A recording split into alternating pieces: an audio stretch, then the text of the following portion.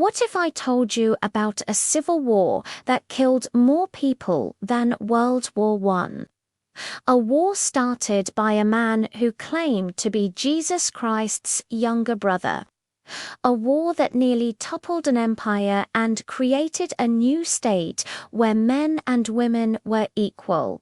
Property was shared, but disobedience meant death. This isn't a fantasy novel. This is the story of the Taiping Heavenly Kingdom, the bloodiest conflict you've probably never heard of. Imagine China in the mid-1800s. It's a pressure cooker ready to explode. The population has boomed, but there isn't enough land to feed everyone. Famine is rampant. The government is rotten with corruption, and the emperor's authority is crumbling after humiliating defeats in the Opium Wars. To top it all off, a series of floods and droughts sweeps the land. For millions of peasants, these aren't just natural disasters. They're signs that the emperor has lost the mandate of heaven. They believe the world is ending, and they're desperate for a savior. Enter Hung Quan. He was the last person you'd expect to lead a revolution. A poor villager from the Hakka minority, his dream was to pass the grueling imperial civil service exam and become a government official. But he failed. Not once, not twice, but 4 times. After his final failure, he suffered a complete mental breakdown. For days, he was lost in a fever dream, experiencing wild visions. In his visions, a golden-bearded old man and a younger, middle-aged man appeared before him. They gave him a sword and tasked him with a divine mission to slay the demons plaguing China. Years later, after reading a Christian pamphlet, it all clicked into place for Hong. The old man was God the Father. The younger man was Jesus Christ. And he, Hong Quan, was Jesus's Chinese younger brother, sent to earth to finish the work of cleansing the world. It sounds completely insane, but this conviction would ignite the most devastating civil war in human history, leading to the deaths of over 20 million people. With his newfound divine purpose, Hong began to preach. He created a unique new religion, a fascinating blend of Christian ideas he'd picked up from missionary tracts, traditional Chinese morality, and his own personal visions. He called his movement the God-worshipping society. The core tenets were simple but explosive. There was only one true God. All the idols, temples, and ancestor worship that formed the bedrock of Chinese society had to be destroyed. Most importantly, he declared that the ruling Qing emperors weren't legitimate rulers chosen by heaven. They were demons, Manchu demons who had to be exterminated. For his followers, mostly poor, desperate peasants, this was a powerful message. Religion wasn't just about the afterlife anymore. It was a call to revolution.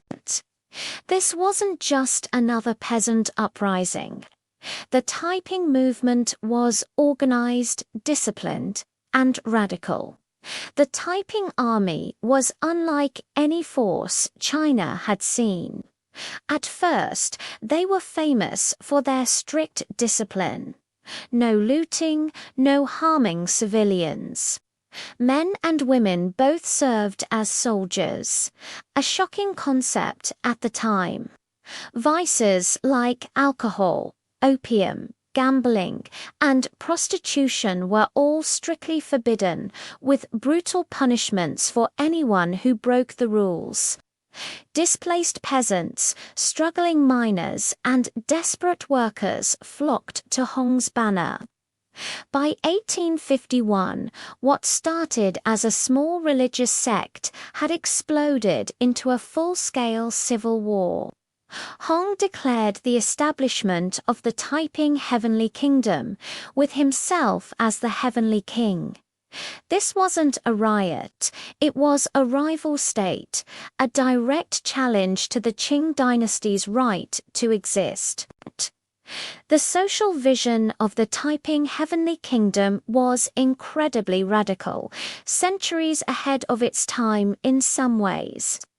They promised to abolish private property and redistribute all land equally among families. They declared men and women equal, allowing women to fight in the army, take exams, and serve in government. They banned the painful practice of foot binding, outlawed slavery, and created a communal treasury where all assets were shared.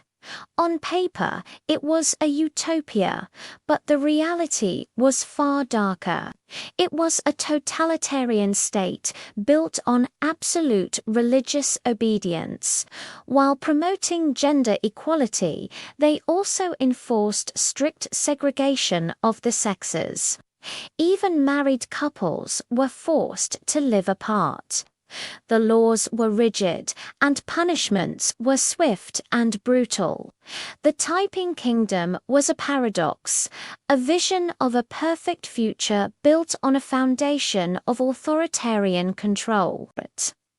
In 1853, the Taiping army achieved its greatest triumph. They swept down the Yangtze River and captured Nanjing, one of China's most important and historic cities. They massacred the Manchu population and renamed it Tianjin, the heavenly capital. The capture of Nanjing sent shockwaves through the Qing Empire. The dynasty was on the verge of collapse. At its peak, the Taiping Heavenly Kingdom controlled a vast territory larger than France, ruled over 30 million people, and fielded armies of more than 1 million soldiers. It looked as if a new dynasty, founded on a strange Christian-inspired faith, was about to rule China. Faced with annihilation, the Qing court made a desperate gamble. Their own imperial armies were too corrupt and ineffective to stop the Taiping advance. So, they did something unprecedented. They empowered regional strongmen to raise their own modern loyal armies. These new provincial forces, led by scholar generals like Zhangguofeng, were far more effective. They fought the Taiping with a ruthless, scorched-earth strategy, turning entire provinces into wastelands. At the same time, Western powers, who had initially been neutral or even curious about the Taiping's Christian leanings, now threw their support behind the Qing.